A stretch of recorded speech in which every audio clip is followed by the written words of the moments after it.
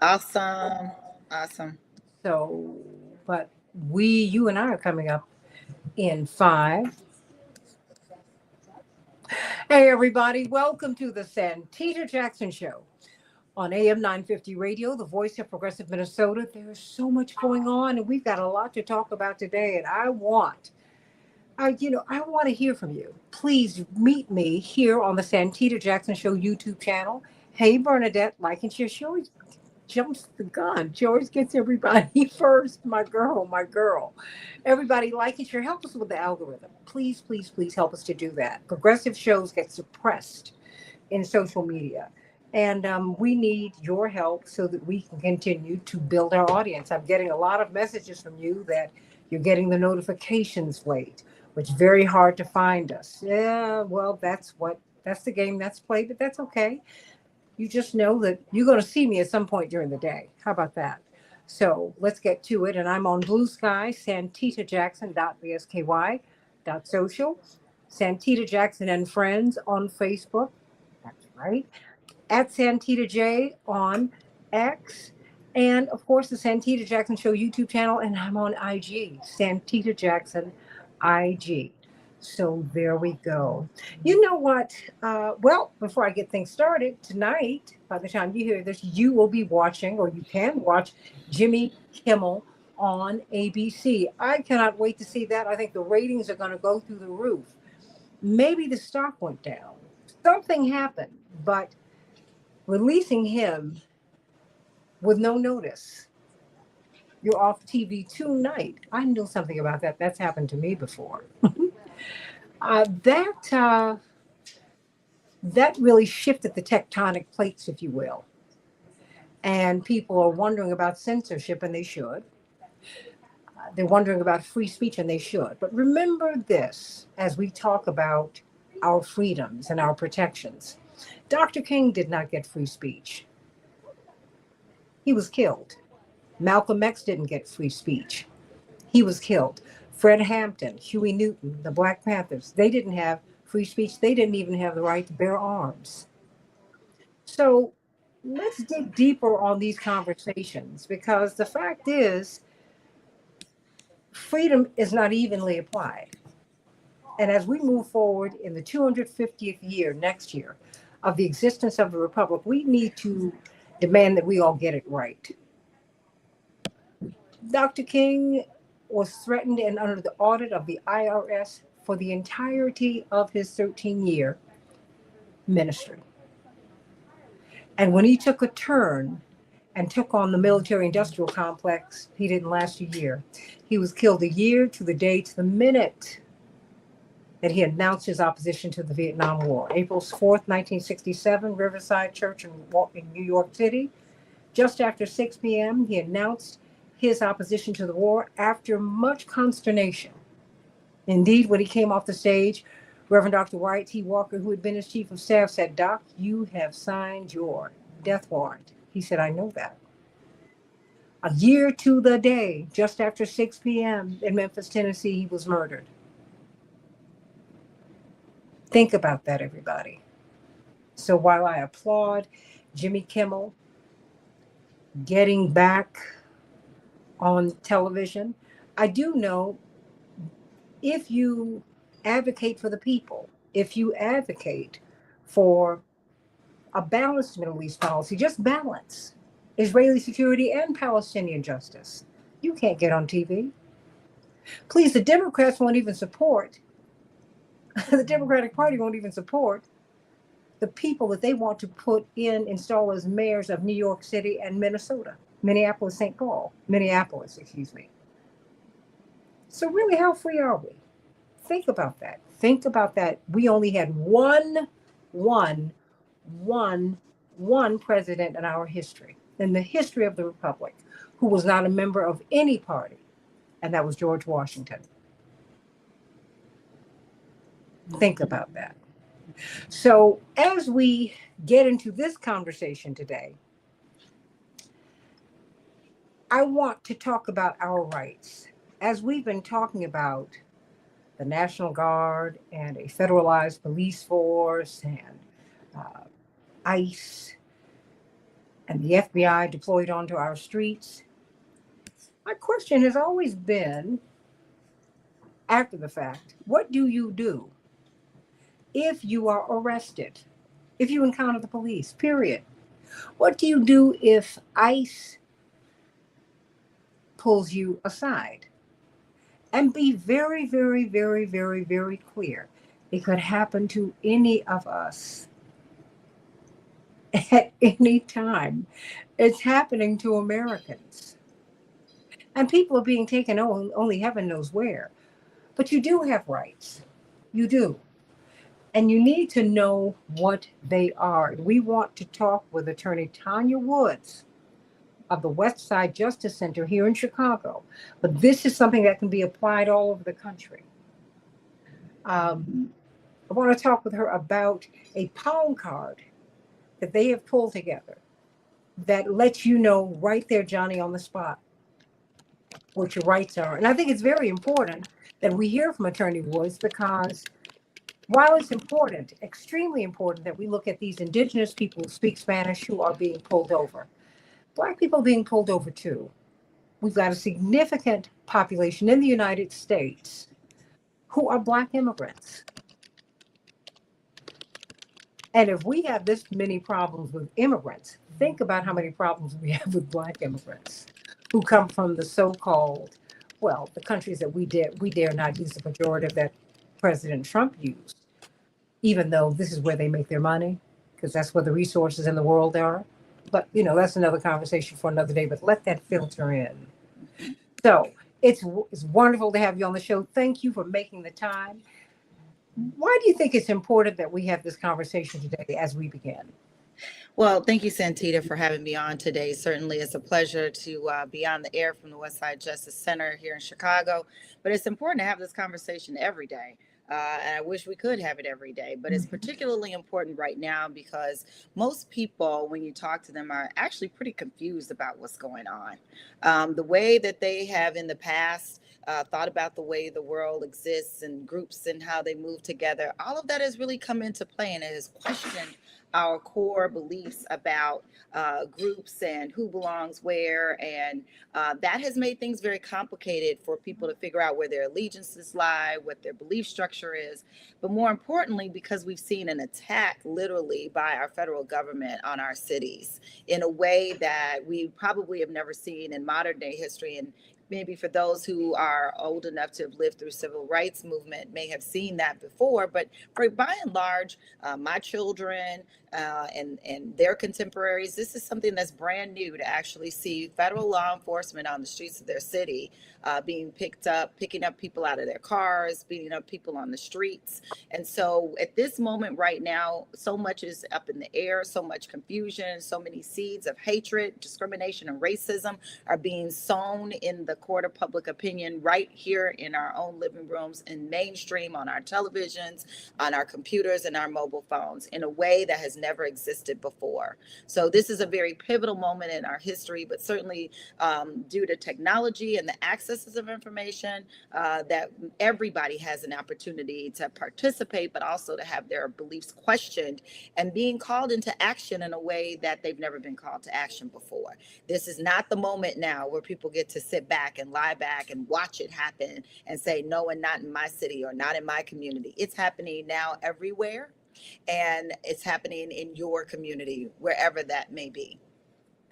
We're talking with attorney Tanya Woods from the West Side Justice Center here in Chicago. But I tell you what, you can apply what she's going to share with us everywhere. And not only when you encounter ICE, but when you encounter the police.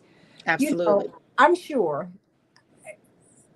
if you're pulled over, particularly now uh, that we have social media where we've seen Philando Castile and so many people, George Floyd, we hear about Breonna Taylor, but we've seen people killed Yes. on camera, right? These are Yes. stunt films. It's Yes. horrible.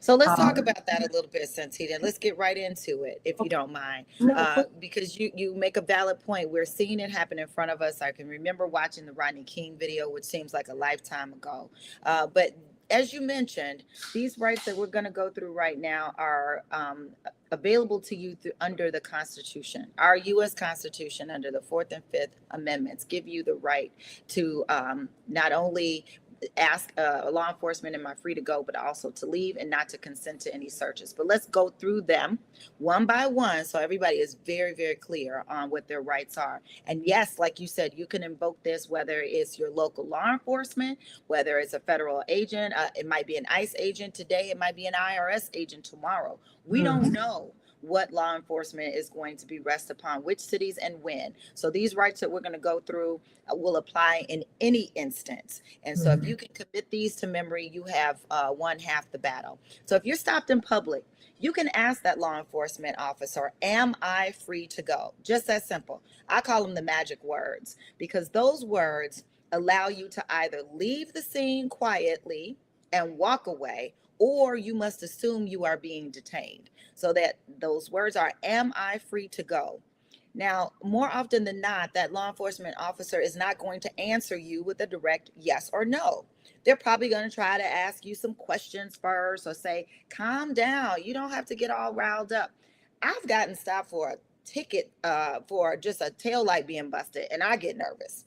When I know I haven't done anything, and I haven't done anything other than just drive my car, but I know I'm driving while black. And so that tail light that was busted can turn into something and escalate very quickly. So while remembering, am I free to go, that keeps you out of harm's way up to a point. If they do not allow you to leave, you must assume that you are being detained. And so you now have the right to remain silent. And you want to be able to say, next, I want to speak with a lawyer. I want to speak with a lawyer ensures that then you get the opportunity to have your legal representative. If they are not available to you quickly, anything that you say after that without a lawyer cannot be held against you. And that's what's so important about not only saying, I want to speak with my lawyer, but not saying anything after that. Now, that's particularly important for our juveniles under 18, because when you pick up a kid, what do they first want to do, Santita? They want to call their mama. And look, I want to call my mama, mama, right? and she That is can't help probably, you. she cannot help you. She is not an attorney unless it's my kid and it's as my children, which we'll talk about that on another show because that has happened. But you want to say, I will not speak to anyone without my lawyer. That ensures that anything that is said after that, if your lawyer is not present, it cannot be held against you. But if you do not invoke that right, that does mean that everything that you say will definitely be held against you in a court of law. And so those are two very important things you want to remember. Am I free to go? And I will not speak without my lawyer. Now, the next thing that I want folks to know is you don't have to reveal your immigration status, your U.S. citizenship. You really don't have to provide an ID if you are not comfortable or you feel like that's going to cause you further harm. So you do not have to feel as though you have to start giving up things in that situation with law enforcement. The next thing that's important. Wait a minute. Let me ask you this. Yes, right there. Right ahead. The less you, is it the less said, the better? The less said, the better. So your name is fine to reveal, but you do not have to reveal your address. You do not have to reveal your U.S. citizen status or lack of status. Those are things that you do not have to reveal, no matter how intimidating that may be. You may choose to reveal your name, your government name, as well as your date of birth. And after that, that's it. Now, we ask that people make the judgment call in the moment that they are in. If you feel like you might draw more harm to yourself by not finding your ID or what have you, then that's a judgment call you have to make at that moment. So we often say, Santita, not only do we want people to know their rights, but we want them to know their risk when they are invoking their rights. And in the event that their rights are trampled upon, it's most important that you know your resources afterwards. So we'll get into that. The second thing is you want to say is, I do not consent to any searches. Now that's important. This is also a constitutional right. These are your Fourth and Fifth Amendment rights under the Constitution. And that's the U.S. Constitution. That's why they work all over the land. But not consenting to any searches means that your person, your pocketbook, your wallet, your car, the trunk of your car, your home. These are all things that you are saying you do not consent to being searched. That means if they are searched after you have invoked that right, what they may find will be held up to scrutiny and may not be admitted into a court of law once you have your day in court. So those are two very important things I want folks to know when they're stopped in public. And then I have a few more I want to get into when we talk about agents potentially coming into your home, or if you find yourself in an altercation with ICE. Well, So, and as we do that, I want to bring up Attorney Darrell Jones, yes, who's please. chairman of the Transformative Justice Coalition. Hello, counselor. Because he has been, and you see, he looks like he's been in court today. It's just, he's also been a prosecutor, which is, the path that Johnny Cochran took, so that he could understand the system. And, as I was sharing with Attorney Jones a little bit earlier, I said, we all freeze up, Attorney Woods, when law enforcement approaches you, you say, okay, so what is this? And wait a minute, some of them are hostile or they're blank, so you don't quite know how to read them. Yes. Because I think I've got a pleasant personality and I know how to work with people, but sometimes you're dealing with you're dealing with people. Let's unpack that, Santita, not to overtalk you, but let's unpack that. Oftentimes when we are approached by law enforcement, even when we're calm, oftentimes, and we talked about this the other day, it may be the officer who escalates, not us, right? Whereas many other people who do not look like us and come in this container, they are quick and feel very confident in pushing back and asking a bunch of questions and not being, acquiescing to law enforcement. So even when we are calm, you are so right. Things often get escalated, not by us, but by the law enforcement officer that's stopping us. Right. And so because we have experienced this either as kids with our parents in the car, we've seen it on television. We've been with our friends in the car when we went away to college and thinking everything is OK. Until that first time you get pulled over, you're like, wait a minute, I'm in college. I thought I was doing OK. These are instances I'm talking about that I didn't hear about, but I know about, right? Because I've lived through these instances. And so it is very natural for us to feel as though we are on the defensive. It is very natural for that nose to get red and those ears to start to turn red because of the things that we have experienced often firsthand. And so you feel like you're tagged. I mean, I was at Howard University, and usually doesn't end well for us. Oh, let me tell you, my girlfriends and I used to drive down to North Carolina A&T, where my brothers were in school, for like twice a semester for a big game, right? Every time we'd get into Virginia, we'd be pulled up. Without fail. It was like, what are we doing? We're trying to stay at speed limit, or as you're told, go with the speed. 10 and 2, right? Keep your hands at 10 and 2. Absolutely. My cousins in Chicago, New York, we go down south, hang out with the parents. You know the story, oldest time. We had to decide, our parents had to decide which one of us was going to be allowed to get behind the wheel when we were driving in Georgia. Because they knew that those of us from Chicago and New York and DC, we didn't know what we were doing. So there would be a big discussion before we all piled into the car who was actually going to get behind the wheel and drive us to wherever we thought we were going. And there were a lot of rules to driving around. And this was outside of just Atlanta. I'm not even talking about Macon or something like that. So we know this not because we're easily brought to hysteria or because we are overreacting. These are lived experiences that many of our people have been through. And so I wanted to share a couple others, but I want to give counsel an opportunity to chime in before I go on to the next set of rights that I want you all to know about. Well, because I want him to have your palm card because which I sent out yesterday. Yes. Because I want everybody to have our palm card, and it is not branded in any way. It just literally speaks to your rights on one side, and here in Illinois, 5 hotlines that people can call. So let me just get through these last couple really quick, and then we'll chime in with Daryl. If agents come to your home, you do not have to open the door unless they are showing you a valid warrant. But what I don't want folks to do is to try to start figuring out what's valid and not valid. Again, know your risk. And so if you feel like further harm is going to come to you because you are trying to litigate at the door, whether or not this is a valid warrant or not, then make the decision that is best for you and for your family. That warrant, however, should be judge signed, and it should have your correct address. And you have every right to ask for that warrant to be either slipped under the door or through a window before you open the door. And so I want folks to know that you do not have to just because they knock on the door and ask nicely.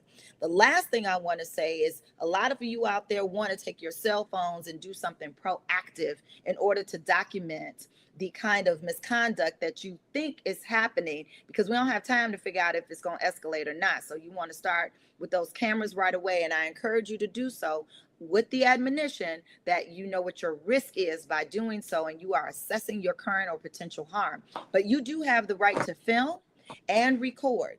If you choose to be in that situation and observe, and there are individuals like myself and counselor here who are legal observers, meaning we are trained as attorneys, we are licensed in our states to be legal observers, but any citizen can do so. But you want to try to record these pieces of information: time, date, location, badge numbers, any license plates, and any uniforms that you may see. Now, I'm not asking you to take a sketch. You can do all of this with your telephone if you so choose, but do so knowing what your risk is and making sure that you are out of harm's way. Who are some of our people that are at highest risk? Our juveniles, as I mentioned earlier. Laws work differently when you're under 18. So please be sure that if you are under 18 and you choose to engage in this way, that you are doing so with the guidance of an attorney or with training before you decide to do that. Secondly, we know people who have a previous criminal record, our re-entering citizens. They are also in a priority group of people because they may come under greater scrutiny for violating paroles or any conditions of release or not being up to date on the registry. And so we want to make sure that they stay safe and they know what their risks are as well. And then lastly, we want to highlight our unhoused, because we saw in DC, many of our unhoused were picked up under the guise of God only knows what some of these pretenses actually are. And some of these folks had also a double whammy with a previous record. And so these are some of our most vulnerable folks that are out there that we need to make sure that we protect. And so our mantra here in Chicago is we keep us safe. With this information, we keep us safe. And so those are your basic rights. Am I free to go? I want to speak to my lawyer, and I do not consent to any searches. You do not have to open the door unless there's a valid warrant, and you do have the right to record or film any potential misconduct or even just a situation as it is unfolding. But you also see the reason we're having this is a national conversation that we're having, because this is our collective lived experience. Yes, I mean, ma'am. you were saying, wait a minute, when we drove south, when I was leaving this, everybody's had this experience. Everybody. We got caught in a snowstorm coming out of DC, but we were determined to get down to North Carolina. We were determined. And my father didn't like me and my girlfriend's driving. But junior year, he eased up a hair. Girl, my father called the governor. That was an extraordinary situation. And the state police were looking for us because we were like 6 hours late. Wow. But he said, what you have to understand is, as your father, you were driving with your friends. It frightened me to death because so much can happen. He said, you don't understand what is going. Yeah. I mean, I felt horrible. And I was like, Dad, I'm really sorry. But he knew I was a very obedient child. And if I felt somewhere, I was there. So my brothers freaked out. Yes. When we got there, I think it was about 6 a.m. My party is over. Honey, no, the party was over at 10. They were like, I haven't heard from my sister. Where is she? They're standing outside. They've been driving. They were waiting they had their friends at the different exits on the expressway. Mm. Well, you don't know. And we were young women. Of course. So if you encounter the police, you know this.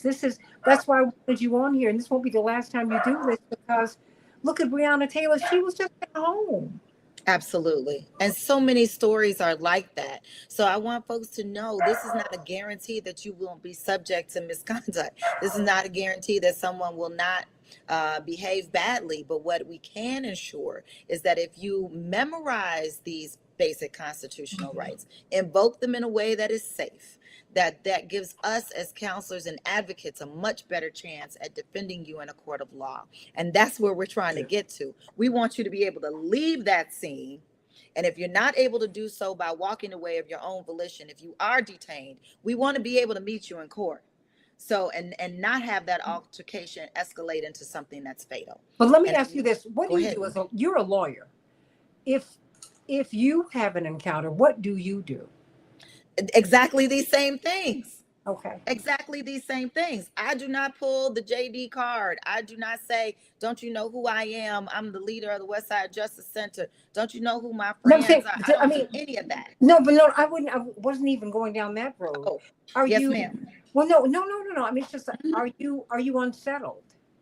Of course. So I'm going to give you my example of the traffic stop. So busted tail light. I don't know it's busted. This happens all the time. The little light bulb goes out.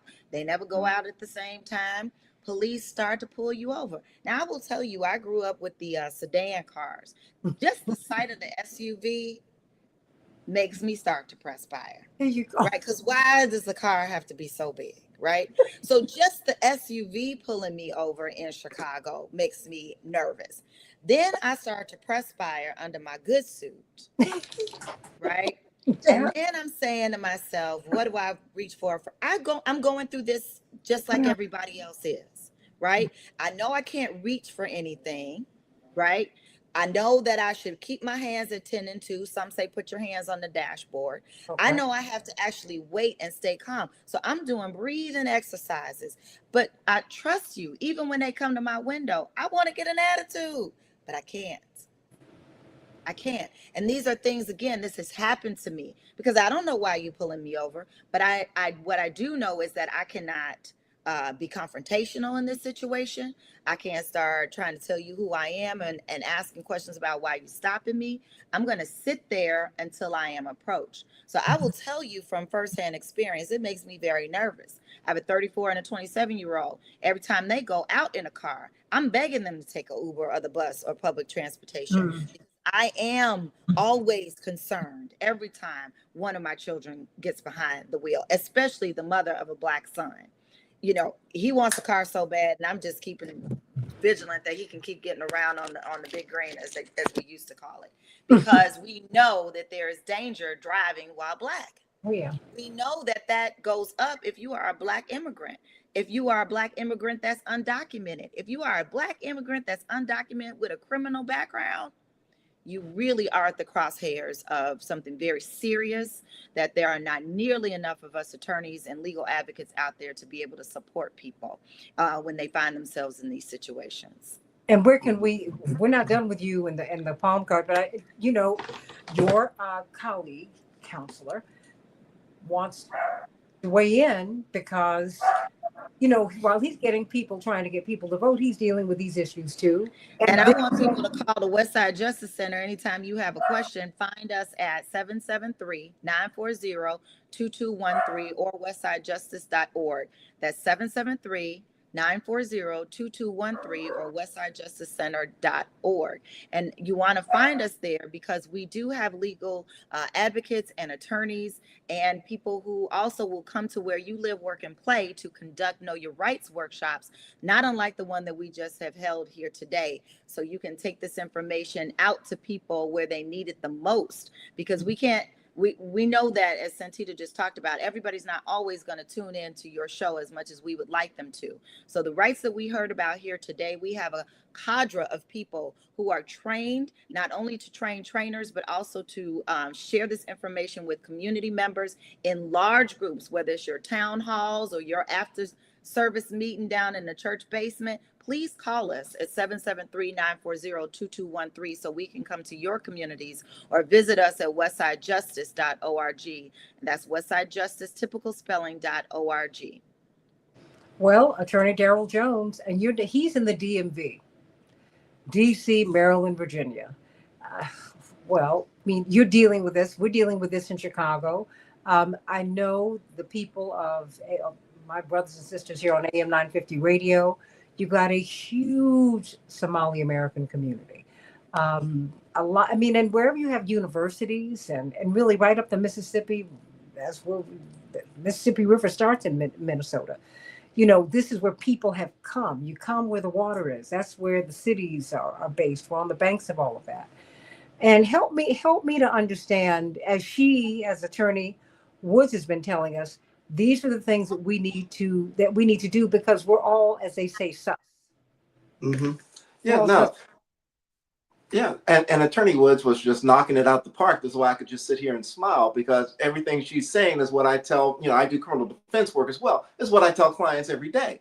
I mean, what she's laying out with regards to how you act and what you do, and how what you say will be used, not can be used, but will be used against you. And one thing that folks miss, we talk about that encounter with the police. And Santita, I believe it was you that was saying that the police might be really, terse and harsh with you. That's intentional, right? That's intentional. They want to create an atmosphere where you feel as though you've got to be subservient, that you've got to just obey what they're saying. They don't want you to think. They want you to respond to their questions. They want you to respond to what they're asking you. And the reason that it's so important to find your inner peace at that moment to be able to respond is this. You may think that what you're saying is completely innocent. That's completely, information. I didn't do anything wrong, so I'm going to provide this information. No problem. What you don't know is you're placing yourself in the middle of something. You're placing yourself in a scene of something. You're answering a question that ordinarily might appear to be, on its face neutral, but the officer is already programmed because of something that he's experienced, something that he's investigating, something that he's doing, to take your answer and to plug it into the equation of what he's trying to put together. I tell my clients this all the time, and I say it, and I say it, and I'll say it again. I used to keep a fish up on the wall in my office, and I tell my clients, had the fish followed my advice and kept his mouth shut, he wouldn't be up on the wall. There's no good that's going to come out of your mouth, because you don't know if you're taking the bait or not. So what you need to do is provide no information. Let me tell you this, because people get excited all the time and get nervous, and it's intentional. That's what the officer wants. He wants you nervous. She wants you nervous. They don't want you in a moment of comfort. They want you in a moment of discomfort. But let me tell you, the information you're providing is not going to help you. It is not. It is not. If you think you're going to talk your way out of something, you're probably talking your way into something. That, in all probability, that's what's happening. So, it's always important for people to know that you have the right to remain silent, quiet. Don't say nothing, anything. You want to provide them your name? That's fine. That's it. Provide them no more. When they start the investigation, it's usually not something that's going to work out well for the person that they're investigating. So that's extremely important, I think. And Attorney Woods was just laying it out, and she was absolutely on point. The other thing that she laid out that I really wanted to underscore is your cell phone, your phone that you have. Remember, you can, certainly do the picture and everything, the record the video of all that's going on, but your phone can also simply be a recording device to listen, because you may not want to point it. Just have it on so it can listen and record if you know how to record. If you don't know how to record, call somebody, right? And let them listen to the conversation, because if something happens and you end up in court, we have what we call in the legal world a present sense narration, where the person's listening to it as it's happening, and they can then testify as to what they heard and what happened in that situation. It's important that folks know these basic rights. And again, the whole thing is you've got to protect yourself. You got to stay calm, because if you get excited, the officer, and let's take it from the police perspective as well. The officer doesn't know what they're walking up on. If they're walking up to a car that's been stopped, they have no idea what they're walking up to. No idea. They don't know if you're, someone that has a hate toward police officer, a hate between, you have guns in the vehicle. They have no idea what they're walking into. So they're very nervous also. And so you have two people that are nervous. One that's trying to assert the power thing to make the person they're approaching become submissive so that they can more easily carry forward with their actions. And the other, who's the receiving end, that has to figure out how to respond to be certain that the situation is kept calm, whether I've done something wrong or not. You've got to stay calm. That's the most important thing, is to remain calm. Most people are going to have interactions with the police. I'm very impressed, Attorney Woods, and I think Santita, you said it too, that you were both almost grown, like in college or so, before you had these interactions. My interaction happened when I was 15 years old. And I was walking across a lot on my way to work, right? Because I worked at 15 in a movie studio, and in the old movies, all the old movie places, the old movie houses, you would take your television, because you didn't have these phones and all this other stuff that was available. So I had a little portable television I was going to take and sit and watch. And I walked through an apartment building. All these police officers pulled up on me with guns drawn, because they had assumed that I had broken into something and had stolen something. So the feeling, the fear that overcomes you at that moment as a person is incredible. The fear that overcomes you as a young person is even escalated even higher, because you're like, I don't know what to do.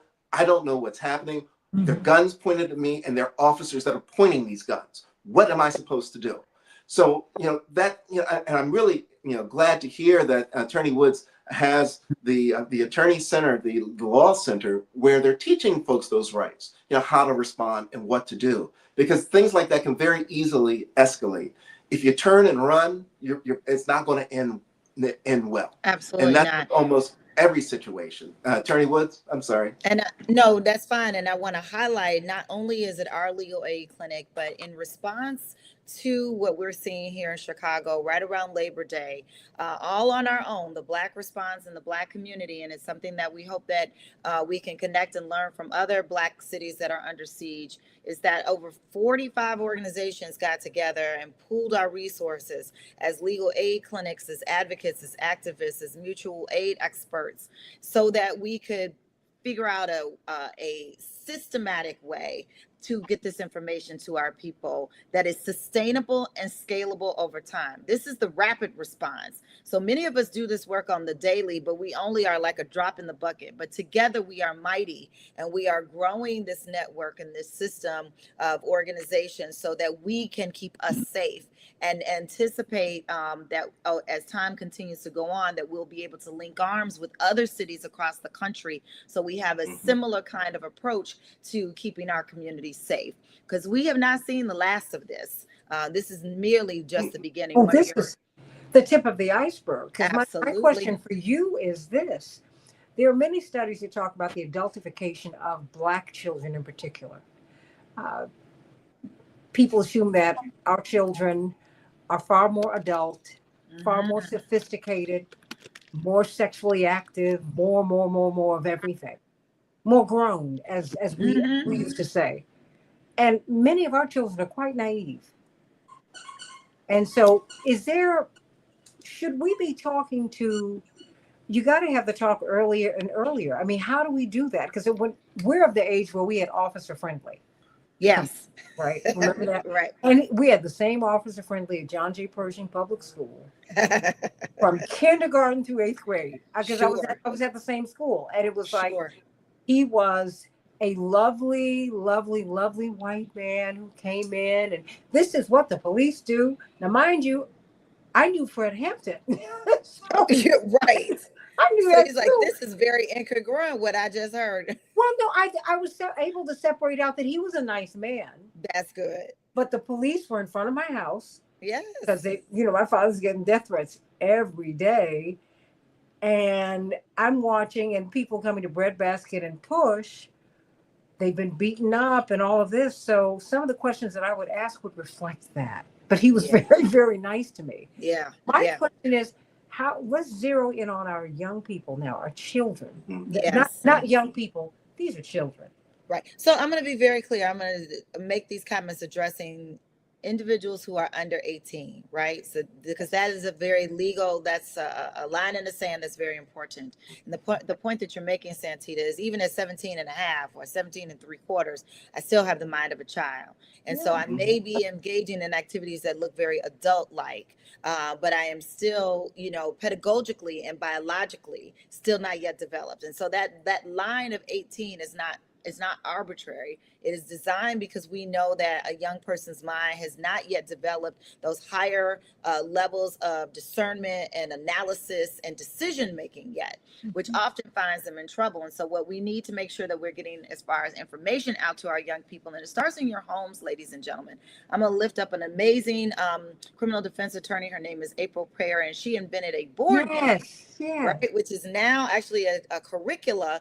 Her organization is called Just Us Junkies, Just Us, spelled JUSTUS, Junkie, JUNKIE, Just Us Junkie. And it is a board game designed to teach young people using young people's language about what to do when you're interacting with law enforcement. She said she got tired of just representing one child after another child in criminal court. And so she decided that there had to be a better way for her to scale this information to reach more young people. And so what we tell young people all the time, that they must learn, no matter how frightened you are in that moment, you must ask for a lawyer if you are detained by anybody in law enforcement. Your inclination is to want to call your mom. So with his permission, I'm going to use an example in my own home, because those are the best ones. When we say lived experience, this is what we mean, ladies and gentlemen. And so my son decided at a time in 2020, these were, he had to engage in certain activities in order to make his voice known. And he knew it was going to likely put him in harm's way. But because his mom taught him not only to know his rights, but to know his risk, he assessed that risk and made that decision next before he even walked out the door. The people that he went out the door with, he then educated them as well, so that they knew. And he said, it is likely I am going to get picked up just because of my gender and the color of my skin. But I need the rest of y'all that are rolling with me to know what to do in the event that happens. I am proud of the work that we've all done, because he was able to share that with his contemporaries and letting them know what their risk was as well, and giving them the same information. Yes, he was picked up. Yes, he was detained. And yes, his friends knew who to call. And I kept right on doing my gardening because I knew I had prepared him well. Now, does that mean that I'm still not nervous as a mom? Of course I am. But I do feel confident that my children and their friends know what their rights are, how to invoke them calmly, and who to call. They do not call me. Now they can, because I'm an attorney. But what I'm saying is they know to call an attorney first. They know to call an attorney first, because mom or dad, it does not have attorney-client privilege when you are detained. Mom and dad cannot stop that recording device when you are in the cell with your child and they are just giving it up. That's what happened with the Central Park Five. Absolutely. Absolutely. Wow. They cannot stop them from turning the air conditioning on up high and freezing you out. And so all you want is to call your mama to bring you a blanket. They cannot stop you from the law enforcement turning the heat up really high or any of these things. Now, there are some basic things that are supposed to be provided to juveniles if they are detained, but we know that that does not always happen that way. So I want our young people to know, first of all, do not talk. You're going to ask those same questions. Am I free to go? And if they tell you yes, I need you to walk away. Do not run away, because then you might find yourself back in a situation. So you're going to walk away. And if you cannot walk away, then you will say very calmly, I will not talk without my lawyer. I want my lawyer. I will not talk without my lawyer. And you are invited to repeat that as frequently and as often as you need to keep yourself safe. And if you feel like in that moment, if by you constantly repeating it is getting you nowhere, then just shut it down. Just shut it down, because the one time you've said it is enough. But if you start talking again, then you have to re-invoke that right again. So say it once, shut it down, and wait until a lawyer absolutely comes to your defense. Now, here in Illinois, you will have someone dispatched from the public defender's office to wherever they are holding you. That is what happens here in Illinois. In every state and every municipality may do something differently, but by and large, if you're in a large urban area, there are rules around how long how long it is they can keep you before an attorney has to be called and be sent to your aid, as well as how many phone calls you are able to make as well. But these basic rights, once invoked, exist across the land. And it's usually a little more difficult, Santita, for younger people, right? Yes, I mean, it if you're is. 14 or 15, it's a lot more difficult for them to stand up and to do these things and to say these things. And it's just because of the power situation that's in place. They're taught to respect their elders. They're taught to respect authority and all these other things. So you have all those factors that are going on, and you're going to have the police that are being very difficult, perhaps, with these kids, with regards to the interaction that's going on. One of the other things that Attorney Woods laid out, which is just great, and usually it's more on the adult side than the juvenile side, that we have folks saying, "I want to speak to my attorney. I want legal counsel." One of the things that I've seen happen, and I think is extremely effective, is that some of my clients, when I was doing it, and some of my other colleagues' clients, they would just give them our business card.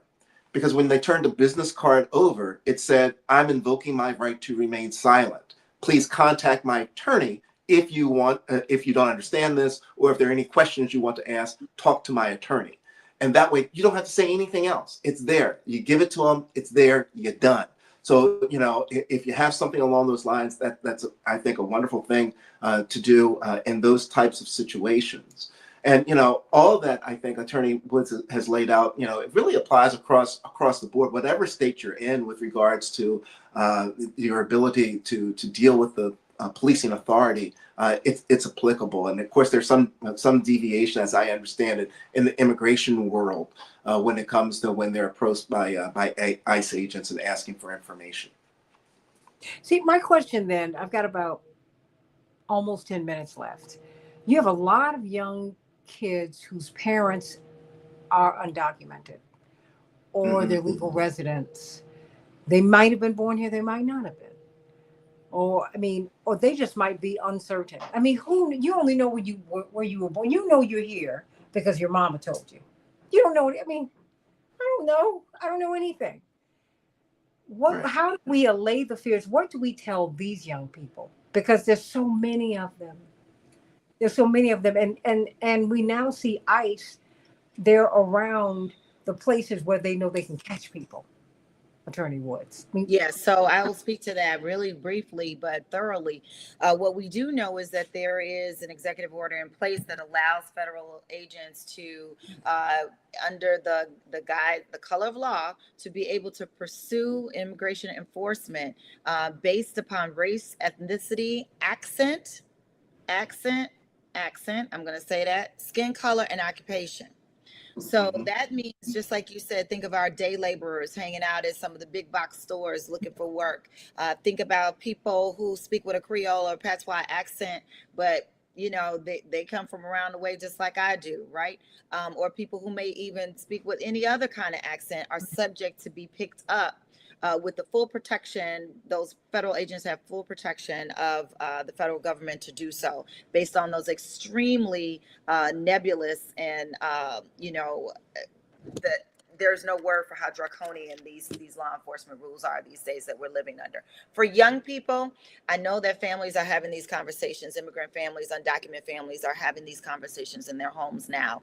And places like the Westside Justice Center and many others, United African Organization, the Resurrection Project, just to name a few, here in the Chicago and Illinois area, are helping families address some of what their needs may be when it comes to the keeping and care of their families, namely of their children. And so if you are a household where there are mixed situations, and by that I mean you might have some family members that are U.S. citizens, others that are undocumented, others that are dreamers, kids that didn't know they weren't born here until they went to apply for a federal aid and somewhere along in college and realized they weren't born here. These are conversations that families need to be having now, in the same way that Black families have conversations about driving while Black and going out at night. So I encourage every family within the sound of my voice, please have those conversations with your children and your loved ones now about what your status is and what your risks are. So I'm going to keep repeating this: know your rights, know your risks, and know your resources. So here in the state of Illinois, we do have available several hotlines that are available for people to call if they need assistance. One is if you are observing ICE activities and you see federal law enforcement doing something, whether or not it's not, it may not look like misconduct or not, but if you just see them and you want to be sure that you're reporting it somewhere where we can get that word out, you'll want to call ICER. That number is 855-435-7693. They are the Illinois Coalition for Immigrant and Refugee Rights. Now, if you are a person that you are U.S. citizen and you have maybe a previous record, or you're out demonstrating and you find yourself where you might get picked up and you need some help, you can call First Defense Legal Aid. They are at 1-800-529-7374. That's 1-800-529-7374. And you always have available our Cook County Public Defender's Office. Now, we also have a special hotline for veterans and GIs. That number is 877-447-4487. So if you are a veteran or a GI, there is legal support for you and your family as well. And then lastly, if you are an individual who is an attorney, or you're interested in some way, you're a legal advocate and you're interested in assisting, you can reach out to the National Lawyers Guild. They also offer free representation for people who are arrested during protests or political advocacy, and they can be reached at 872-465-4244. And I know Santita will have all of these phone numbers available for your viewers and your listeners, but we have all of this information on a palm card where you have your Know Your Rights on one side and 5 accessible hotlines on the other. And these are live hotlines where live human beings are on the other side here to speak with you. And some actually also have interpreters that speak in Spanish, and if necessary in other languages, like the ones that are spoken by Black Africans, Black immigrants, both in West Africa, like Igbo, or in the Caribbean, like Haitian Creole or Patois. Well, and that's why it's important for us to know. I realize we're talking to people all over the country, quite frankly. And so I want everyone to know that legal aid exists wherever you are. But I want you to reach out to the West Side Justice Center in Chicago, wherever you are, should you need help, because I know you can point people in the right direction. Absolutely, we can. Okay. And Westside Justice Center is at 773-940-2213. That's again, the Westside Justice Center at 773-940-2213. And that's westsidejustice.org, westsidejustice.org.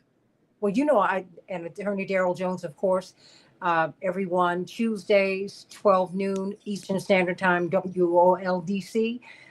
You and Barbara Arnwine just have a fantastic show. I hope you'll have Attorney Woods on there. Yes. So we can talk about this, because she can help you to understand this, what's happening to us in Chicago, what is going to be happening everywhere, quite frankly.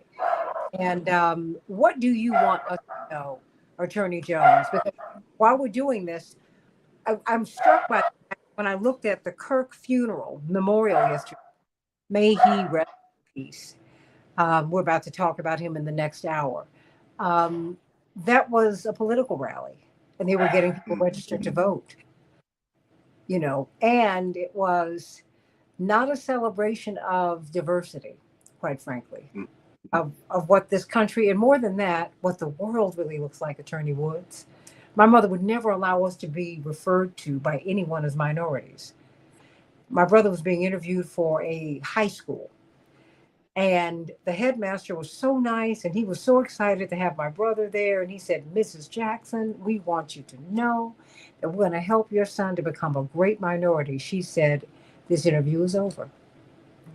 And you meet my mother, you know that she said it just like that. And maybe it was a little harsher. She said, "My child, most of the world looks like my son. My children are not minorities. They're in the majority." This was 40 years ago. Wow. She said, "No." Wow. She said, "So I want to thank you." They were in Cleveland. Mm-hmm. She's like, "We are done. We are done here." They went and got something to eat and got on the plane and came home. And I If just think we only knew our power and our history. you gotta know. That's why I wanted you here to talk about knowing your rights, and I want you back to talk I'll about, be back. because we have to talk about how we interact, Daryl. Yes. Because even to hear, wait a minute, these people are trying to keep you off balance because it's a power dynamic that they need to keep, right, Daryl? So, what say you before we go? Well, first, I absolutely plan on having Attorney Woods on our show in DC and the DMV. So prepare yourself, please, everybody, for that. But Santita, one of the things that I want people to really understand is how we got to where we are, right? That's really important. And one of the things that is most important, I think, for people to understand is that elections have consequences. And the consequence of who you elect as a mayor determines who the chief of police is going to be, determines what the policies are that they're going to implement. The consequence of electing a president who decides that it's okay to rough people up when you're placing them under arrest. You don't have to put your hand on their head, I think was his statement, when you put them in the car. That has consequences that come directly down to people who are being impacted by it.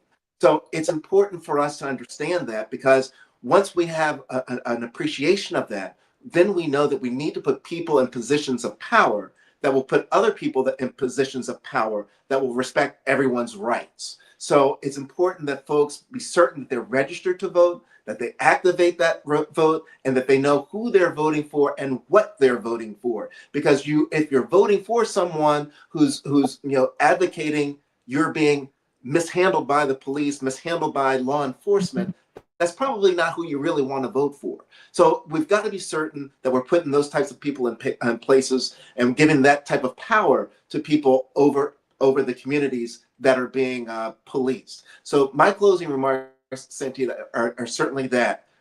Find out where your elected officials are on the issues that are affecting you, that are affecting policing, and then check your voting status, and then vote in accordance to the issues that are important to you. And one of those issues being your rights, and knowing your rights as a citizen, and your interaction with policing authority.